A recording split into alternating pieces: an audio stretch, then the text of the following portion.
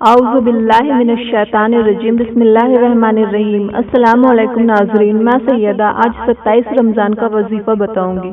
اس سے پہلے کچھ حدیث جانتے ہیں۔ رسول اللہ صلی اللہ تعالی علیہ وسلم نے فرمایا، ہر شے کی زکوٰۃ ہوتی ہے، اسی طرح سے انسان کے جسم کی زکوٰۃ روزہ ہے۔ انسان اگر روزہ رکھتا ہے تو جسم کی زکوٰۃ ادا کر رہا ہے۔ جس طرح زکوٰۃ سے مال پاک ہوتا ہے، اسی طرح روزہ رکھنے سے جسم پاک ہوتا ہے۔ ایک حدیث میں ہے کہ رسول اللہ صلی اللہ تعالی علیہ وسلم نے فرمایا کہ اللہ نے میری امت کو 5 چیزیں ایسی عطا کی ہے کہ اس سے پہلے کسی امت کو نصیب نہیں ہوئی۔ پہلی تو یہ کہ روزہ رکھنے والے انسان کے منہ سے جو بو نکلتی ہے وہ اللہ رب العزت کو مشک سے بھی زیادہ پسند ہے۔ دوسری، جب ماہ رمضان آتا ہے تو شیاطین کو جکڑ دیا جاتا ہے۔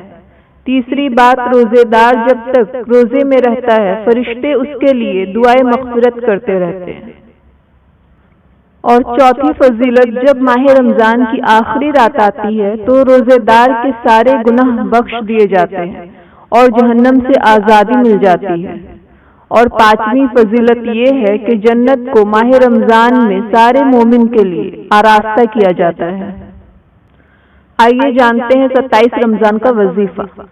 فجر نماز کے بعد 11 بار یہ پڑھیں، اللہم انی اعوذ بک من ضیق الدنیا و ضیق یوم القیامت۔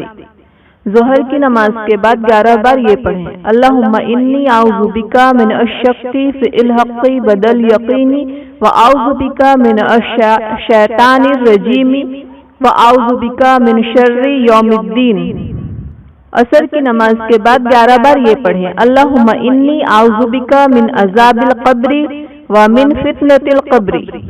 مغرب کی نماز کے بعد 3 بار یہ پڑھیں، سمیع بحمد اللہ و حسن بلائہ علینا ربنا صاحبنا و افضل علینا عائذا باللہ من النار۔ عشاء کی نماز کے بعد 4 بار سورہ ملک پڑھیں۔ ناظرین، ویڈیو پسند آیا تو لائک کریں اور صدقہ جاریہ سمجھ کر دوستوں اور رشتہ داروں میں شیئر کریں، اور آپ میرے چینل پر نئے ہیں تو سبسکرائب کریں اور بیل آئیکن پر آل کلک کریں۔ ویڈیو کیسا لگا کمنٹ باکس میں ضرور بتائیں۔ کل انشاءاللہ 28 رمضان کا وظیفہ بتاؤں گی۔ جزاک اللہ خیر۔ السلام علیکم۔